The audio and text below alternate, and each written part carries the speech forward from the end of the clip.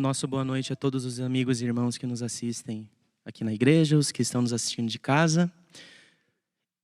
Que o nosso maior desejo seja que o nosso Deus opere um milagre nas nossas vidas. Amém?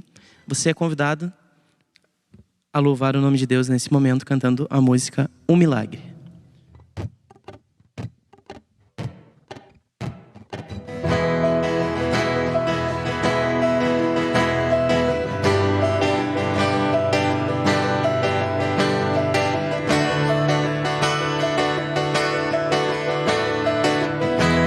Seu melhor louvor.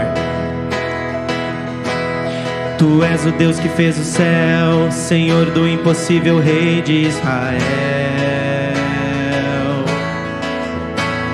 Porém confesso que pedi milagres que jamais me aconteceram.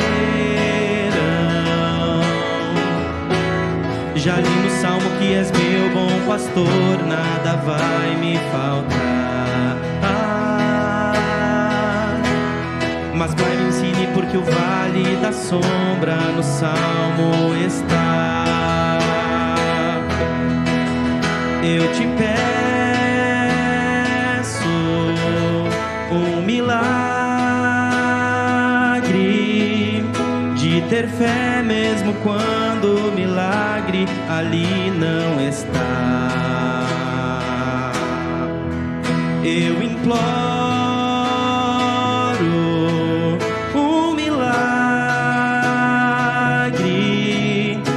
aceitar que se faça a vontade do Pai.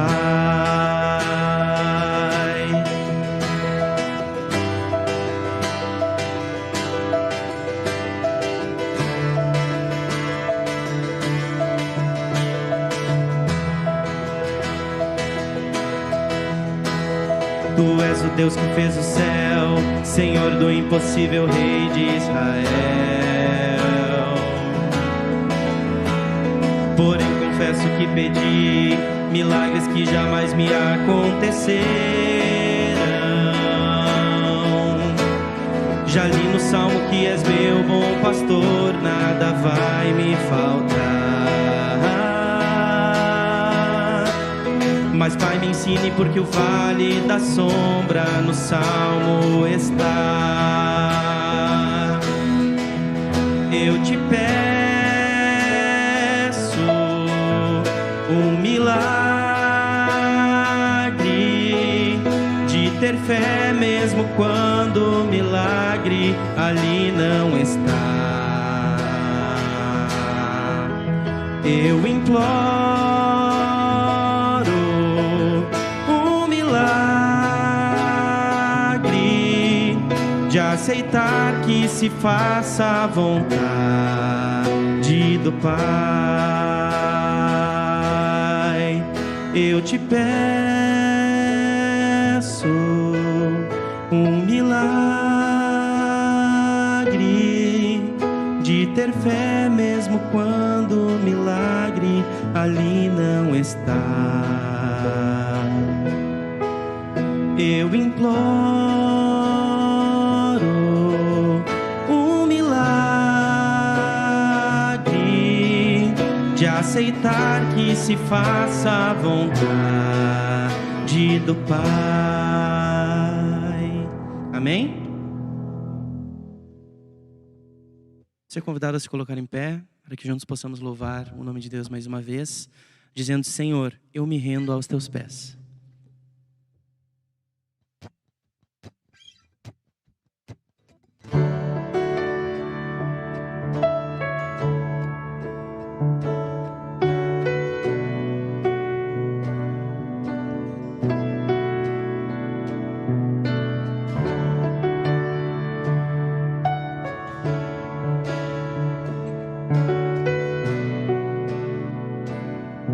Louve o nome do Senhor dizendo assim: a ti eu vou clamar, pois tudo vem de ti e tudo está em ti. Por ti vou caminhar, tu és a direção o sol a me guiar. Tudo pode passar, teu amor jamais me deixará. Sempre há de existir novo amanhã preparado pra mim.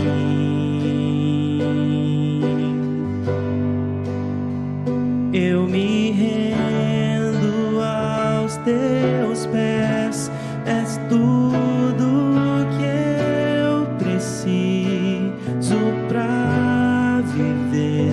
Eu me lanço aos teus braços, onde encontro meu refúgio, Jesus.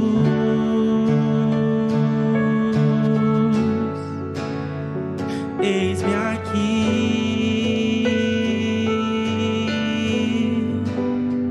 Jesus.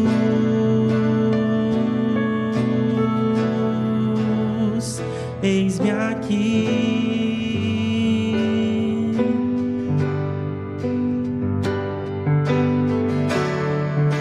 A ti eu vou clamar, pois tudo vem de ti e tudo está em ti. Por ti vou caminhar, tu és a direção, o sol a me guiar. Tudo pode passar, teu amor jamais me deixará. Sempre há de existir novo amanhã preparado pra mim.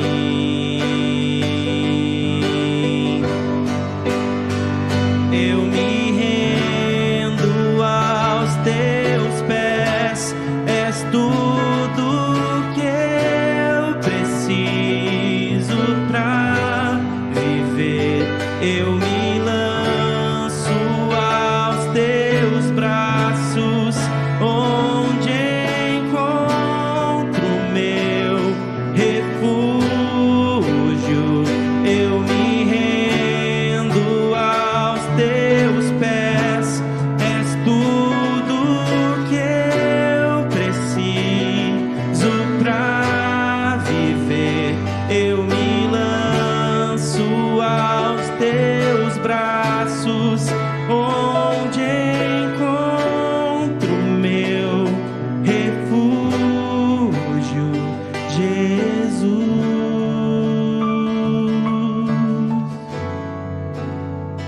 Eis-me aqui,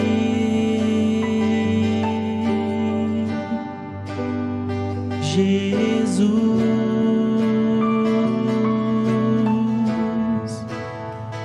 Eis-me aqui.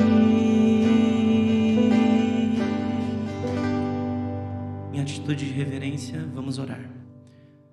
Senhor Deus, obrigado, Pai, pela oportunidade que o Senhor nos dá de podermos nos reunir para louvar e engrandecer o Teu nome. Abençoa este culto, Senhor, que tudo ocorra conforme a Tua vontade. Perdoa os nossos pecados, limpa o nosso coração. Isso que te pedimos em Teu nome. Amém.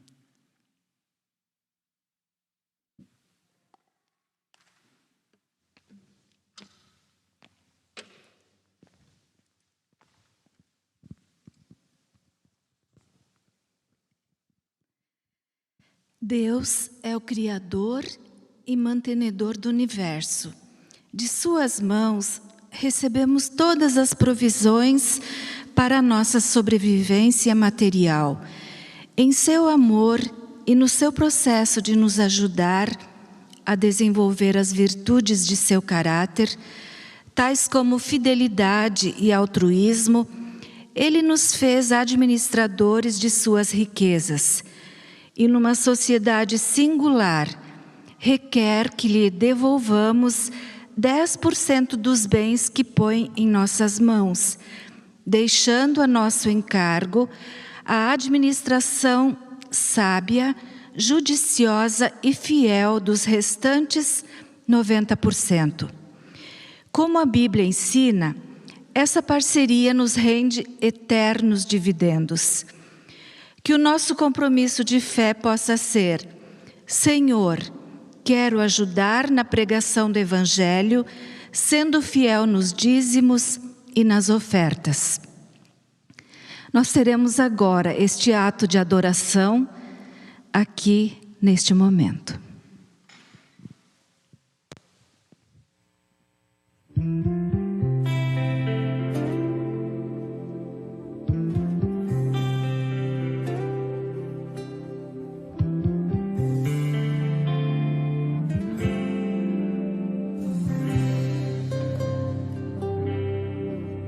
Tudo que há de bom em mim provém de Deus. Tudo que há de bom em mim provém de Deus. Tudo que há de bom em mim provém de Deus. E por isso, em gratidão, vou devolver. Vou devolver com meu louvor, devolver em adoração.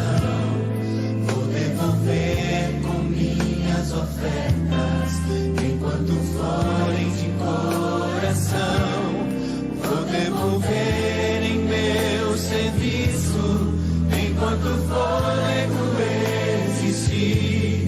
Pois reconheço que tudo de bom provém de Deus.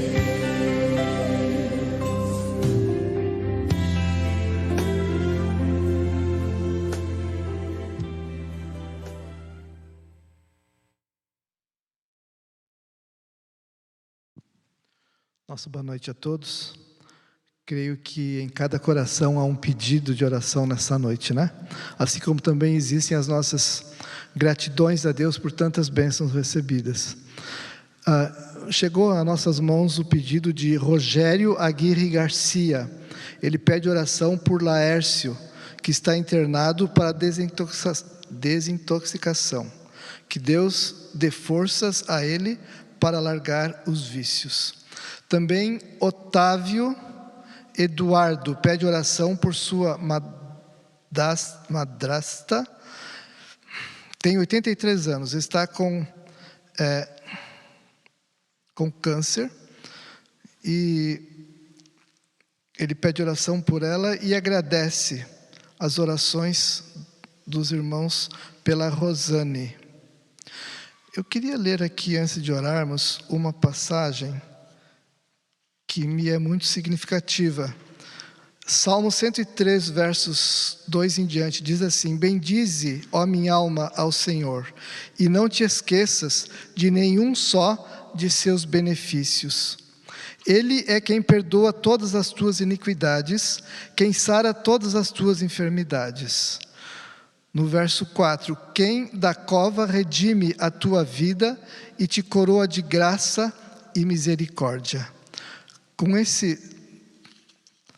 essa tão bela passagem, eu convido a todos os irmãos a nos ajoelharmos neste momento. Também vocês que estão assistindo de seus lares, possamos nos ajoelhar e orarmos a Deus.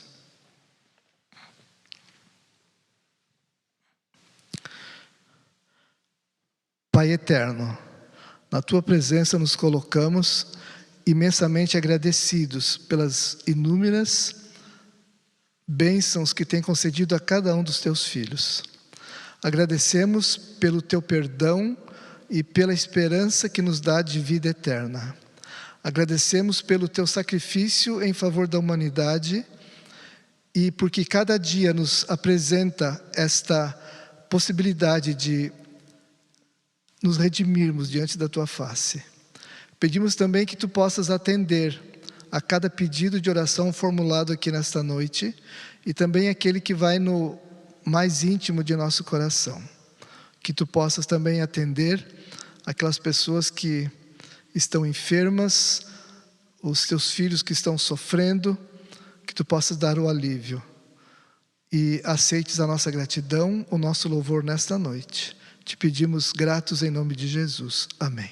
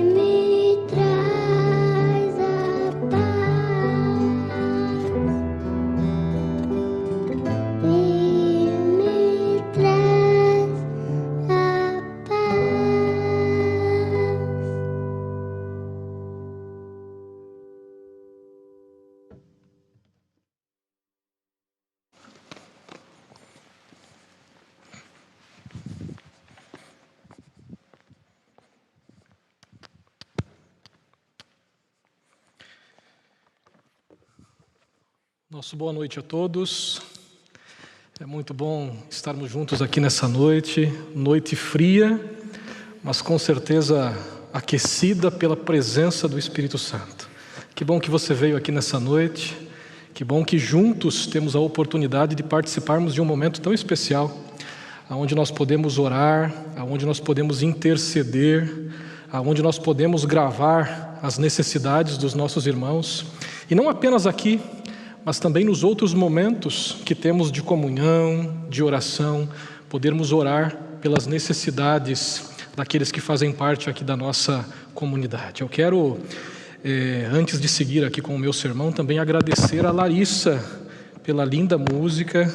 Parabéns, que Deus seja louvado.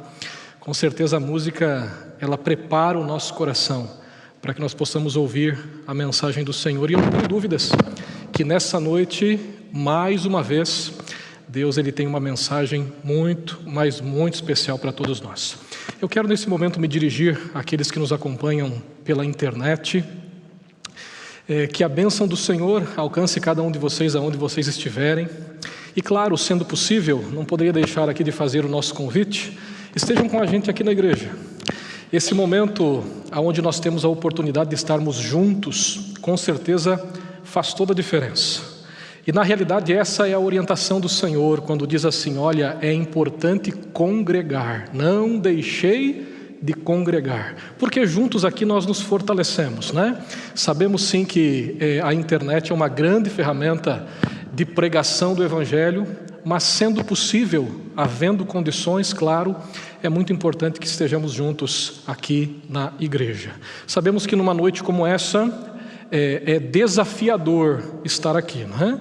Por isso eu quero cumprimentar vocês que se programaram para estar. Eu tenho certeza que tanto para nós que estamos aqui, como também para aqueles que nos acompanham pela internet, Deus tem sim uma mensagem muito especial para cada um de nós aqui nessa noite. O microfone está dando um ruidinho aqui, se for necessário a gente troca, se não, a gente segue com aquele que nós estamos aqui utilizando. Muito bem, eu quero convidá-los a abrir a Bíblia no livro de Abacuque. Abacuque, ele nos traz uma mensagem muito importante, e eu quero refletir com você aqui nessa noite na mensagem de Abacuque. Você tem aí 45 minutos para encontrar na sua Bíblia. Esse é um livro que muitas vezes temos dificuldade de encontrar, por ser um livro pequeno, apenas 3 capítulos. Mas neste livro, mesmo sendo pequeno, nós encontramos um conteúdo gigantesco. E quando falo gigantesco é porque, de fato, através de Abacuque, Deus fala aos ouvintes, Deus fala aos leitores através de uma mensagem muito clara a respeito de fé, a respeito da necessidade de confiarmos cada vez mais no Senhor, mesmo diante dos momentos difíceis, das lutas, das dificuldades que todos nós enfrentamos ao longo da nossa caminhada aqui neste mundo. Nós vamos estudar os 3 capítulos desse livro, lendo aqui algumas porções em cada um dos capítulos. E em cada um desses capítulos nós vamos destacar alguns elementos para a nossa reflexão. Se eu fosse dividir aqui nessa noite o meu sermão em 3 partes, utilizando aqui os 3 capítulos do livro de Abacuque, dividiria assim: a primeira parte seria a situação do povo de Judá, a segunda parte, a intervenção divina, e a terceira parte, o reconhecimento da direção de Deus. Isso por parte do profeta, por parte de Abacuque. Muito bem, tendo em mente então essa estrutura, que poderíamos sim dividir em 3 partes, nós vamos então ao nosso estudo aqui nessa noite. Eu quero convidá-lo a me acompanhar na sua Bíblia. Você pode manter aí a sua Bíblia aberta. Nós vamos estudar aqui, lendo os versos. Por isso é importante que você acompanhe aí na sua Bíblia. Se for necessário, eu troco, tá bom? Temos um microfone?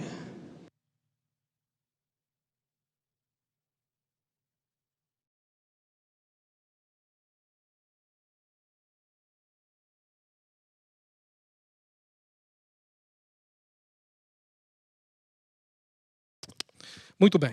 Vamos então à leitura do texto bíblico. Capítulo 1, a partir do verso 1, começa dizendo assim: sentença revelada ao profeta Abacuque. Este é o primeiro verso. E aqui nós encontramos todas as informações que o livro de Abacuque fala a respeito do profeta. Na realidade, a única identificação ou histórico que nós temos a respeito desse profeta é a sua designação, é a sua identificação como sendo um profeta de Deus. O texto diz que essa sentença, ela foi revelada pelo profeta Abacuque. Nós não temos outras informações a respeito desse profeta. Não encontramos nenhuma outra informação a respeito de sua família, a respeito de algum direcionamento divino, alguma mensagem que o Senhor lhe concedeu e que agora ele deveria revelar ao povo de Judá em outros livros da Bíblia. Nem no Antigo Testamento e não temos também no Novo Testamento nenhuma referência a respeito desse profeta. Mas o fato é que aqui, logo no primeiro verso, a Bíblia o identifica como sendo um profeta do Senhor. A primeira palavra que ele destaca aqui é a palavra sentença. E é interessante que essa palavra, quando nós analisamos à luz do texto original aqui do Antigo Testamento, ou seja, o hebraico, nós podemos encontrar aqui algumas palavras sinônimas, né? Para que possamos ler o texto de uma maneira um pouquinho diferente. Às vezes, a palavra sentença no texto hebraico, ela é traduzida como profecia. Às vezes também como oráculo.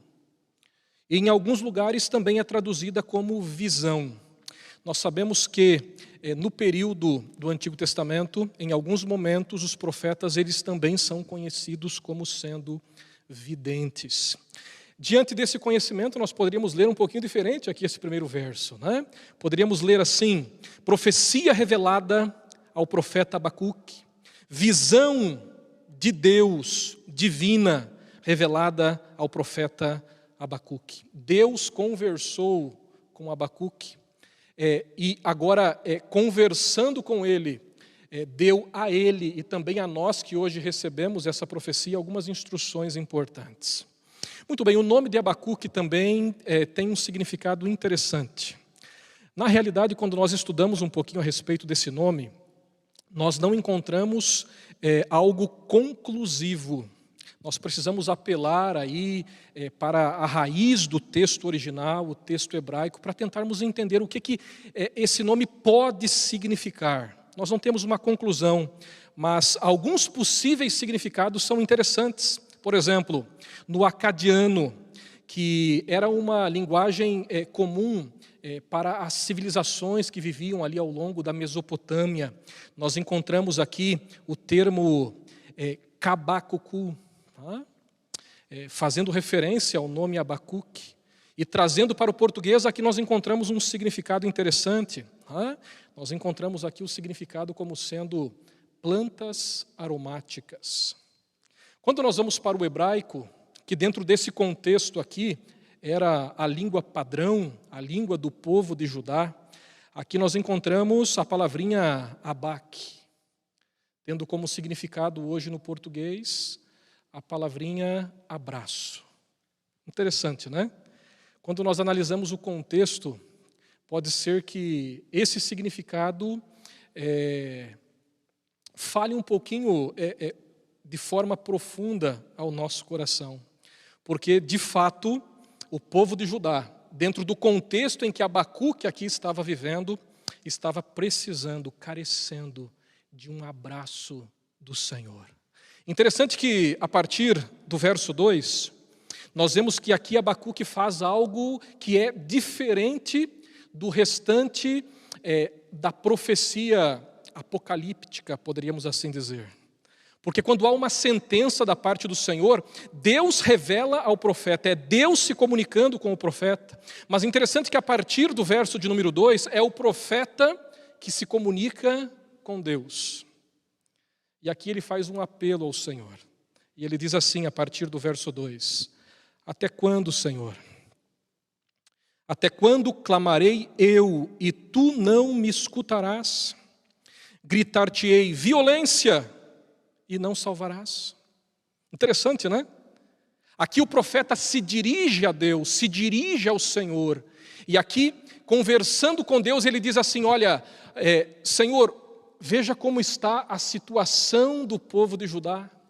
Na sequência ele apresenta essa situação, ele diz, porque me mostras a iniquidade e me fazes ver a opressão, verso 3. E ele segue dizendo, pois a destruição e a violência estão diante de mim. Perceba que aqui ele destaca as características, o contexto em que ele estava vivendo ali em meio ao povo de Judá.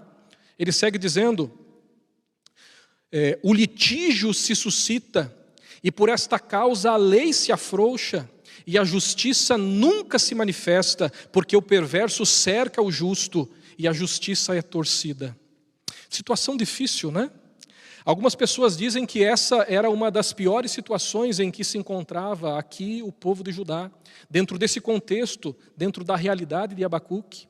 Uma situação complicada. Quando nós analisamos essa situação à luz da história, nós percebemos o porquê que o povo de Judá estava como estava. A história nos diz que aqui Judá servia de vassalo ao império dominante naquela época. Primeiro os assírios, depois os babilônios. Eles ali tinham que entregar os seus tributos, a pobreza era intensa, e por causa disso as pessoas tentavam buscar ou das mais variadas formas uma maneira de poder sobreviver, deixando de lado a lei de Deus, deixando de lado os princípios do Senhor, deixando de lado os ensinamentos que já haviam sido dados por Deus através dos profetas. Uma situação complicada. Perceba que as palavrinhas aqui destacam essa ideia. Quando, por exemplo, ele destaca aqui a situação de violência em que o povo de Judá se encontrava dentro daquele contexto. A palavra violência no hebraico é a palavra Hamas. Eu não sei se você já ouviu falar essa palavrinha aí pelos noticiários. Hamas. Trazendo para o português, significa violência com derramamento de sangue. Perceba que esse é um contexto que a Bíblia apresenta como sendo aquele que fazia parte da realidade de Abacuque. Nós encontramos a palavrinha violência, Hamas, aqui no livro de Abacuque 6 vezes. Interessante, né? Quando uma palavra se repete muito, dentro de um intervalo pequeno de texto, é porque de fato o autor quer dar visibilidade àquela realidade, um contexto de violência. Quando nós vamos para o texto massorético, que é o texto original do Antigo Testamento, o hebraico, nós encontramos 68 vezes a palavrinha Hamas, dentro de contextos semelhantes a este que eu estou destacando para vocês, o contexto em que Abacuque vivia. Um contexto de violência, de litígios, um contexto onde a lei do Senhor era deixada em segundo plano, era deixada de lado. E ele destaca aqui que a lei se afrouxa. É como se os princípios de Deus agora não fossem tomados como importantes, né? Como princípios que deveriam ser seguidos pelo povo. O povo estava completamente distante dos princípios de Deus, não praticando aquilo que o Senhor já havia ensinado a eles de uma maneira muito clara, assim como já mencionei, através dos profetas. Mas perceba que aqui Abacuque conversa com Deus. Ele fala a respeito dessa realidade. Nós podemos dizer que esses 3 capítulos do livro de Abacuque, eles se desenvolvem através de um diálogo. Eu não sei se você já percebeu em algum momento, quando estudou aqui este livro, que aqui Abacuque conversa com Deus, faz as suas petições, o Senhor responde às petições de Abacuque. Abacuque, ele não fica muito satisfeito com a resposta de Deus, e Deus agora apresenta para ele de uma maneira mais ampla o seu posicionamento, até o ponto em que, de fato, Abacuque reconhece que mesmo diante desse contexto difícil que o povo de Judá vivia, o Senhor sempre esteve no controle de todas as coisas. Muito bem, aqui nós vemos então, em um primeiro momento, Abacuque indo em direção a Deus, falando a respeito da realidade do povo de Judá. Quando nós vamos aqui para o verso 5, aqui nós vemos o Senhor respondendo. Você pode me acompanhar aí na sua Bíblia? Diz assim: vede entre as nações, olhai e maravilhai-vos e desvanecei, porque realizo em vossos dias obra tal, que vós não crereis quando vos for contada. E ele segue dizendo, verso 6, pois eis que suscito os caldeus, nação amarga e impetuosa, que marcham pela largura da terra para apoderarem-se de moradas que não são suas. Muito interessante aqui a resposta que Deus dá a Abacuque, né? Abacuque, ele se dirige a Deus dizendo assim: Senhor, até quando? Até quando, Senhor, as coisas vão permanecer do jeito que estão?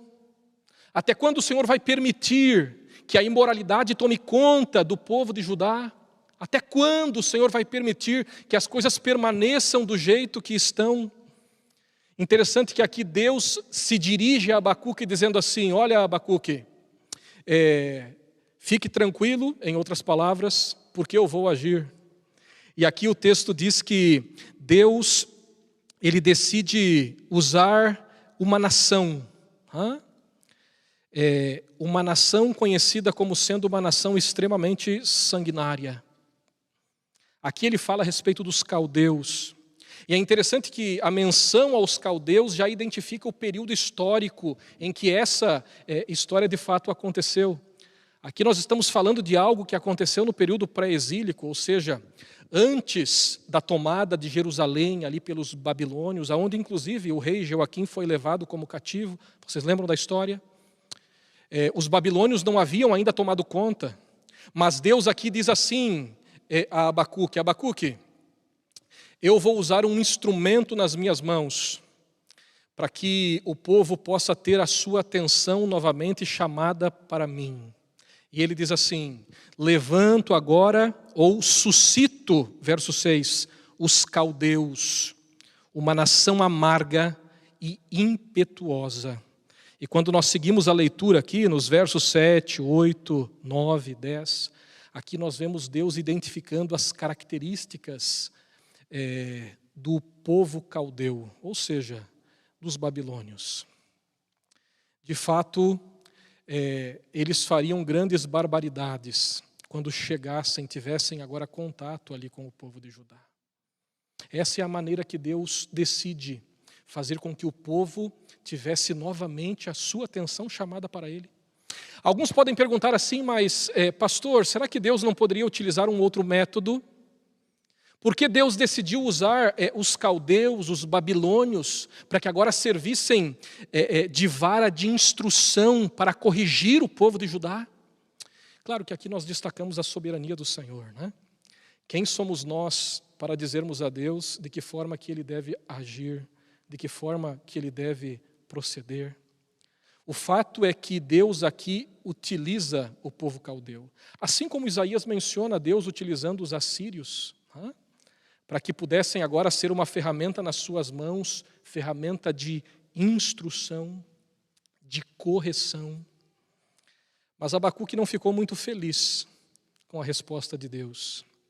E quando nós vamos aqui para o verso 12, nós vemos Abacuque agora respondendo ao Senhor, tendo como base a resposta que Deus deu. Verso 12 diz assim: não és tu desde a eternidade, ó Senhor, meu Deus, Abacuque falando, meu santo, nós não morreremos. O Senhor, para executar juízo, puseste aquele povo, tu, ó rocha, o fundaste, e o fundaste para servir de disciplina. Tu és tão puro de olhos, que não podes ver o mal e a opressão, não podes contemplar? Por que, pois, toleras os que procedem perfidamente e te calas quando o perverso devora aquele que é mais justo do que ele? Interessante, né? Perceberam aqui como que Abacuque se posiciona diante da resposta de Deus? Vamos recapitular. Abacuque vai em direção ao Senhor e apresenta a realidade do povo. Deus responde a Abacuque de que vai fazer com que o povo agora retorne para o caminho certo. E ele diz assim: vou usar os babilônios para isso. Parece que aqui Abacuque não gostou muito da resposta de Deus. E ele diz assim: mas Senhor, como pode? Para corrigir o povo de Judá, o Senhor vai usar um povo que é muito mais pecador do que nós, muito mais injusto do que nós. Perceba que Abacuque não gosta muito da resposta de Deus, e no verso de número 1 do capítulo 2, ele então agora se posiciona, e ele diz assim: olha, Senhor, eu por-me-ei, aqui o texto começa dizendo, né? Na minha torre de vigia, colocar-me-ei sobre a fortaleza e vigiarei para ver o que o Senhor me dirá. E qual será a resposta que eu terei em relação à minha queixa? E aqui nós vemos no verso 2 que o Senhor mais uma vez responde à queixa de Abacuque. Aqui diz: o Senhor me respondeu. Agora é Deus falando. Escreve a visão, grava sobre tábuas para que possa ler até quem passa correndo, porque a visão está para se cumprir no tempo determinado. Mas se apressa para o fim e não falhará. Se tardar, espera-o, porque certamente virá, não tardará. E o verso 4 diz: eis o soberbo, sua alma não é reta, mas o justo viverá pela fé. E aqui nós encontramos uma porção bíblica muito conhecida de todos nós. Com certeza, se um dia tivemos a nossa atenção dirigida ao livro de Abacuque, estes foram alguns versos que lemos. Nós vemos aqui que quando Abacuque destaca a ideia de que o justo viverá pela fé, nós entramos aqui em um princípio extremamente importante que faz parte, inclusive, da nossa realidade doutrinária. Nós percebemos que o próprio apóstolo Paulo destaca a justificação pela fé em 3 de suas epístolas, falando a respeito da maneira que Abacuque aqui escreve o seu texto, dizendo que o justo viverá pela fé. Quando ele escreve aos Romanos, quando ele escreve aos Gálatas e também aos Hebreus, ele destaca a necessidade de vivermos pela fé. Agora, é interessante o porquê que Deus menciona essas palavrinhas aqui, dentro do contexto de diálogo que ele está tendo aqui com Abacuque. Perceba que Deus aqui quer fazer com que Abacuque compreenda que mesmo diante da realidade difícil que ele estava enfrentando, Deus estava sim no controle de todas as coisas, mesmo nos momentos que poderia não parecer. E aqui eu quero começar a destacar para você alguns aspectos práticos, trazendo para a nossa realidade no dia de hoje, por exemplo. Assim como Abacuque vivia momentos difíceis naquela época, podemos dizer que hoje nós também vivemos momentos difíceis. Vocês concordam comigo?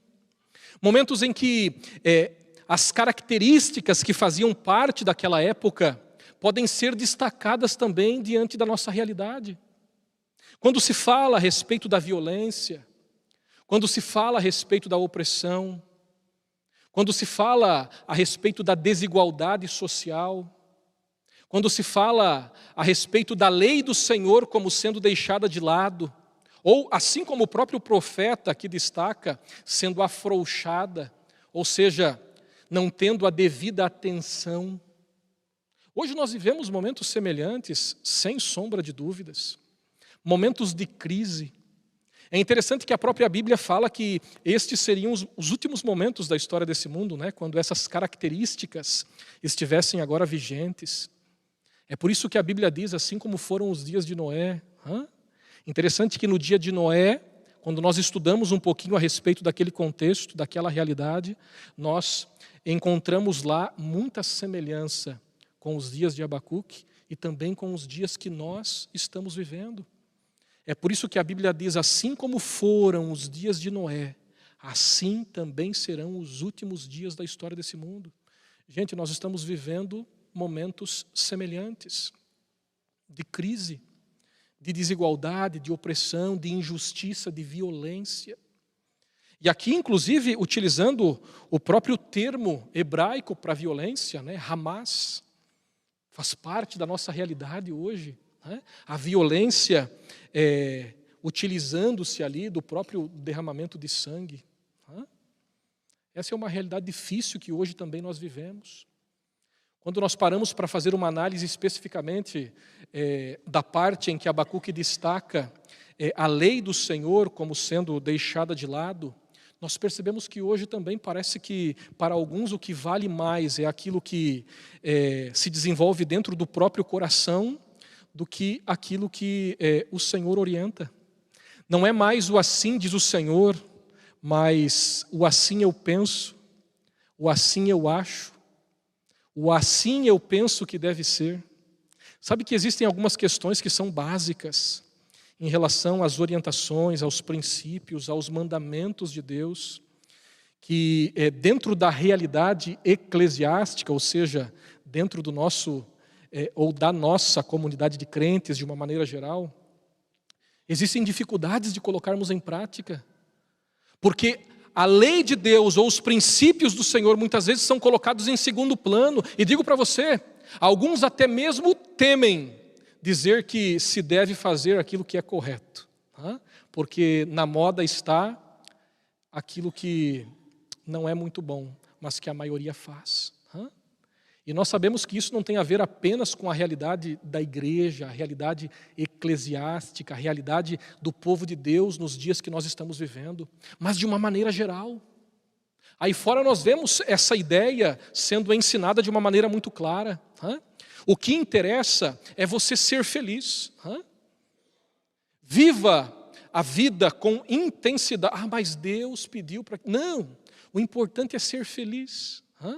O importante é você desenvolver no coração a alegria, independente da circunstância. Não, mas Deus pediu para que eu... O importante é ser feliz. Infelizmente, até mesmo no mundo profissional da psicologia, essa ideia tem sido ensinada por pessoas que não são crentes. E quando falo crentes, aqui menciono a ideia de que não são pessoas que creem naquilo que Deus orienta através da sua palavra. E muitas vezes, infelizmente, a moda fala muito mais alto do que o assim diz o Senhor. E dentro desse contexto, o que acontece? A lei se afrouxa.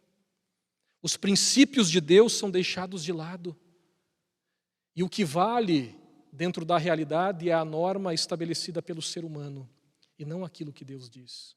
Perceba que aqui a Bíblia nos relata a realidade, nos relata as características em que o povo vivia, porque a lei havia sido deixada de lado. Será que nós não conseguimos extrair daqui, dessa parte, um conselho muito claro para mim e para você? Quando nós nos afastamos de Deus, o resultado, segundo o que a Bíblia diz, é violência, litígios, brigas, desorientação ao invés de orientação. Aqui diz também que quando nós deixamos de lado a palavra de Deus, as orientações do Senhor, infelizmente a desigualdade, a perversidade passa a fazer parte da nossa realidade. Por isso o conselho de Deus é que possamos atentar para aquilo que Ele diz, para aquilo que Ele fala. E é exatamente isso que Ele está tentando comunicar aqui ao profeta Abacuque, e isso de uma maneira muito clara. Ele diz aqui assim: olha, Abacuque, diante dessa realidade, o justo deve viver pela fé. Mas pela fé no quê, Senhor? Pela fé em quê? Pela certeza em quê?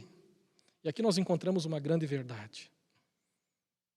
Pela certeza de que, mesmo nesses momentos difíceis, o Senhor tem um plano.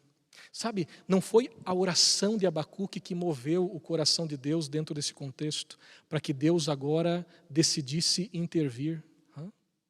Deus ele não fica lá esperando alguém dizer assim: Senhor, eu preciso disso, para que Ele agora decida fazer. Deus ele quer o bem dos seus filhos. E com certeza, muito antes de planejarmos algo de bom para nós, Deus ele já tem os seus planos. E Ele quer agir para o nosso bem. Ele quer fazer com que possamos entender o caminho que devemos andar para que possamos colher os frutos positivos. Nos planos de Deus, na sua onisciência, na sua onipotência, Deus já havia decidido que iria usar os caldeus para que o povo de Judá pudesse agora compreender, pudesse retornar para o caminho certo, como uma vara de instrução, corrigindo. E sabe que Deus se apresenta na Bíblia como de fato alguém que ama os seus filhos, e por causa disso Ele corrige, é ou não é verdade? Deus corrige aqueles a quem Ele ama. E aqui, o texto que nós lemos diz que, diante desse contexto, aquele que é justo deve viver pela fé, ou seja, crendo que Deus vai agir, que Deus tem um plano. Na nossa realidade que nós vivemos hoje, realidade difícil, muito difícil. Utilizando aqui as palavras de Abacuque, nós podemos dizer que Deus tem um plano, Deus está no controle, Deus irá intervir. Agora nós precisamos crer nisso. Precisamos entender que o nosso Deus é grande o suficiente para nos direcionar pelo caminho certo, para que possamos alcançar os nossos objetivos e, de fato, aí sim, podermos sermos felizes em nossa trajetória. Interessante o significado de fé aqui dentro desse contexto, né? A palavrinha para fé, quando aqui Abacuque escreve as palavras de Deus, né? Quando diz que o justo viverá pela fé, é a palavra emuná. Emuná. Essa palavra tem um significado extremamente importante dentro do contexto original aqui do texto bíblico. Emuná não tem a ver apenas com uma decisão intelectual. Tem a ver com uma decisão pessoal de agarrar-se naquilo que é considerado como sendo verdade. Emuná. Interessante. Poderíamos dizer aqui que é como se você em algum momento estivesse agora dentro de um navio e esse navio agora afundasse e você ali na água já não conseguindo mais permanecer boiando, não tendo mais nada para se agarrar, você agora, imagina naquele sofrimento, pensando que vai morrer afogado, você visualiza de longe, uma boia. E você agora se dirige em direção àquela boia. E você se agarra naquela boia com toda a sua força. Entendendo que aquela boia, naquele momento, é o único, ou melhor, a única forma de você conseguir se salvar daquela realidade. Esse é o contexto de Emuná. Na cabeça do povo que entendia a linguagem original, aqui o hebraico do Antigo Testamento, essa ideia era muito clara. É como se Deus, se dirigindo a eles, dissesse assim: olha, a única opção que vocês têm dentro desse contexto é se agarrarem com todas as suas forças, com toda a dedicação a mim e aos planos que eu tenho para vocês, porque o justo viverá pela fé, por essa decisão de confiar, por essa decisão de se agarrar, de decidir que esse é o único meio pelo qual há sim a possibilidade de salvação. Emuná tem a ver com fidelidade, tem a ver com firmeza. Interessante, né? Firmeza, a ideia de se agarrar na boia, com firmeza.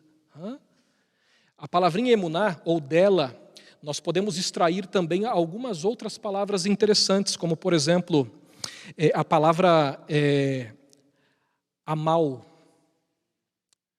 que significa firmeza naquilo que se faz. Ou a palavrinha que nós conhecemos hoje, né?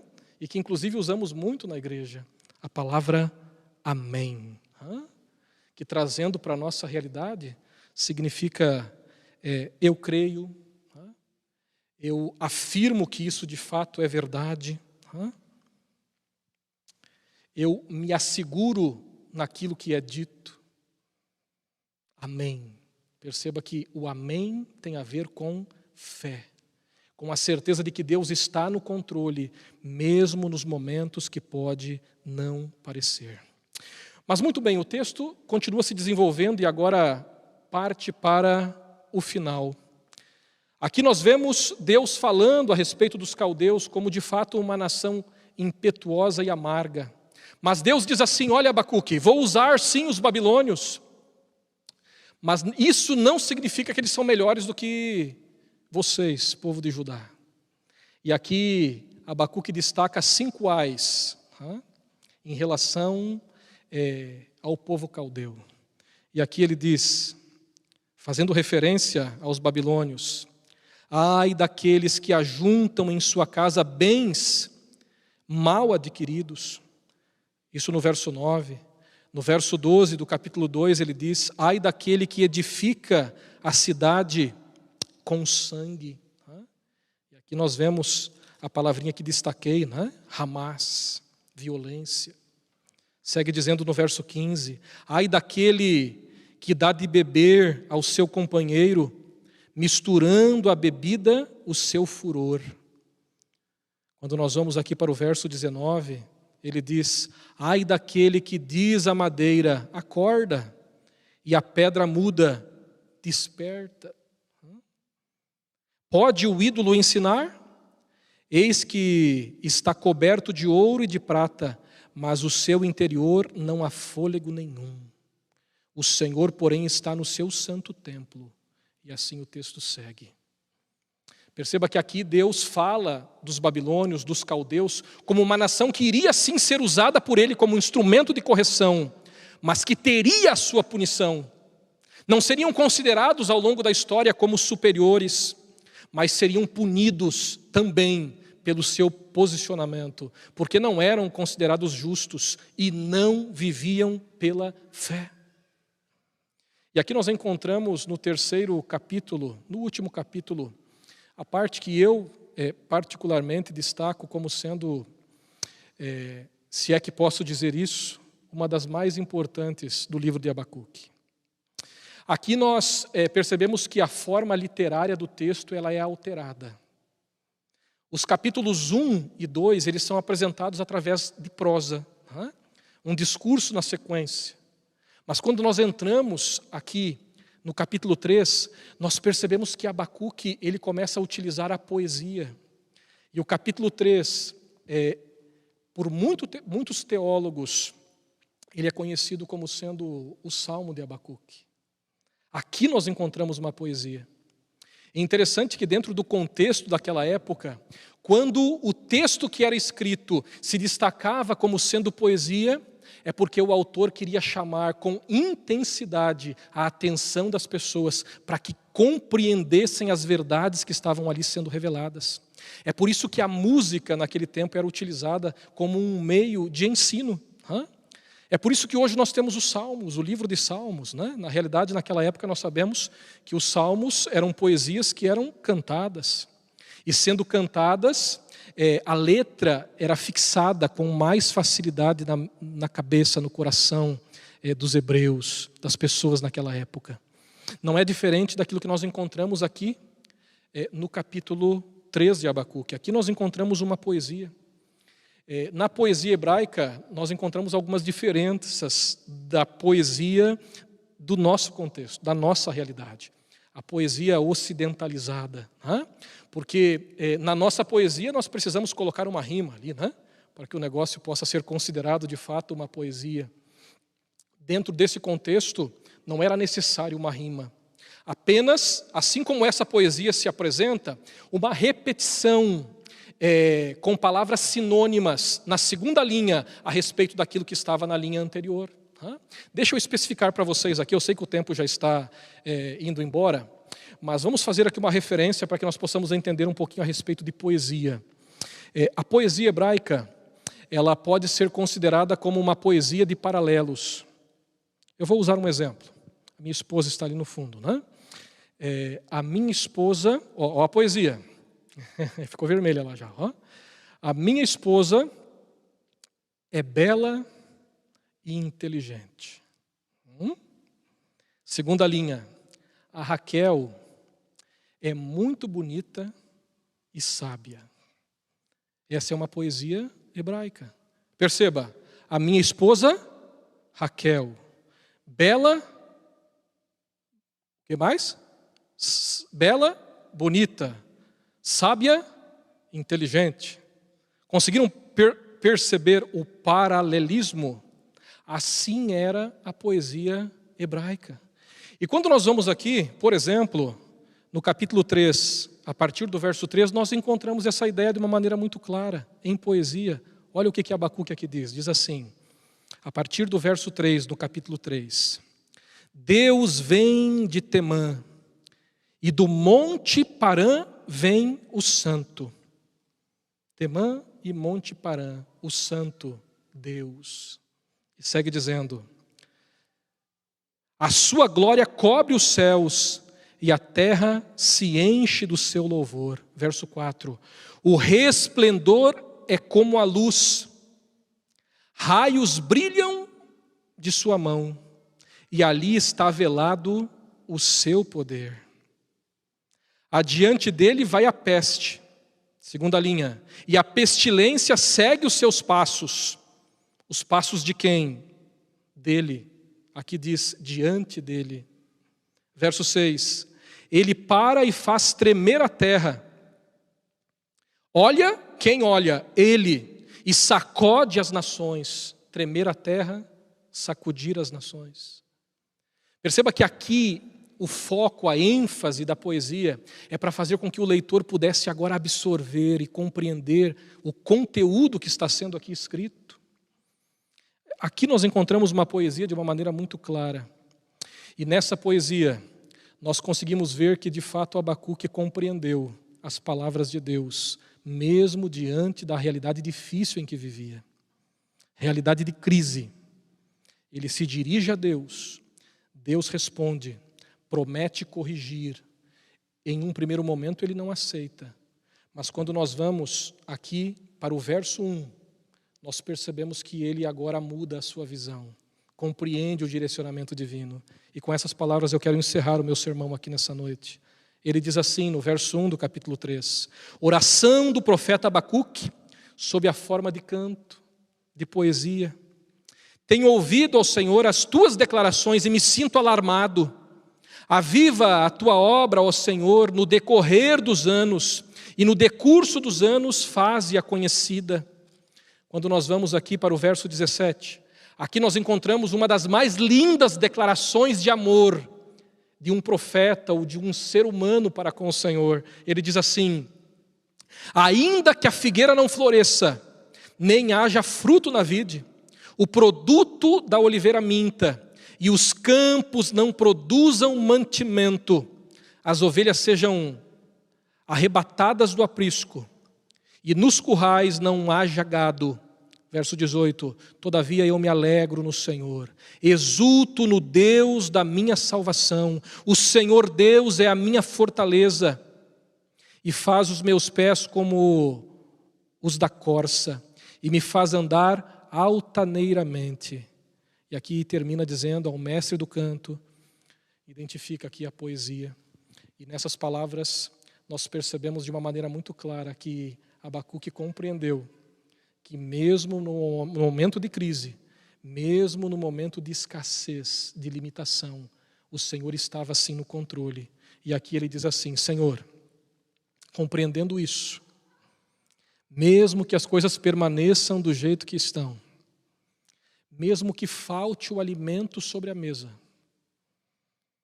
mesmo que as árvores não deem o seu fruto, em outras palavras, mesmo que não tenhamos o suficiente para nos alimentarmos, mesmo assim, confiaremos que o Senhor está sim na direção de todas as coisas. Deixa eu perguntar para você, em algum momento você já orou a Deus dizendo, Senhor, até quando?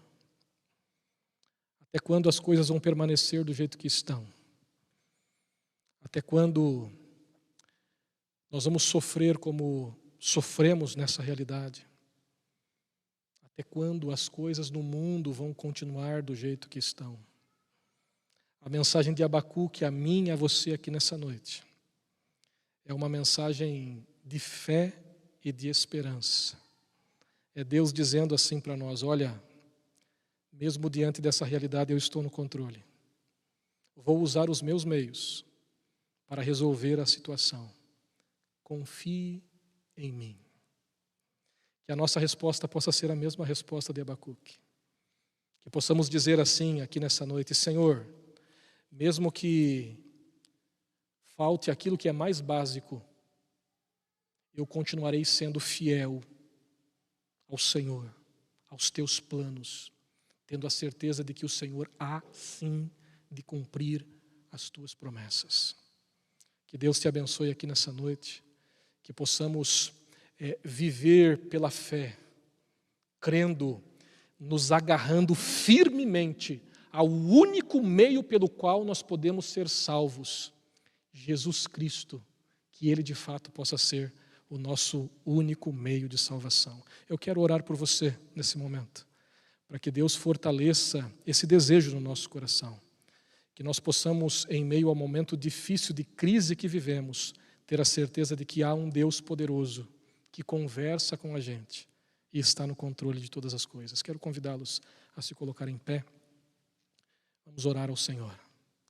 Santo Deus e Pai, muito obrigado porque nessa noite, através da mensagem do profeta Abacuque, o Senhor fala ao nosso coração. Nós vivemos em um momento de crise, assim como ele viveu. Momentos de violência, de dificuldades em relação à fidelidade à Tua palavra, à lei do Senhor. Por favor, nos ajuda para que possamos compreender em meio a essa realidade que o Senhor não nos abandonou e que o Senhor tem sim um plano muito especial para cada um de nós. Que possamos, assim como Abacuque, que possamos dizer: Senhor, diante das dificuldades, aos desafios que nós enfrentamos aqui na nossa caminhada, nós queremos ser sim fiéis ao Senhor, nos agarrarmos firmemente à rocha da nossa salvação com fé, tendo a certeza de que dentro de muito pouco tempo teremos a oportunidade de estarmos para sempre com o Senhor, vivendo uma realidade completamente diferente da realidade que vivemos hoje, a realidade difícil que vivemos hoje. A todos nesse momento eu quero entregar nas Tuas mãos, pedindo a Tua bênção, pedindo que o Senhor nos ajude para que possamos ter cada vez mais fé, cada vez mais confiança e cada vez mais certeza de que o Senhor está no controle de todas as coisas.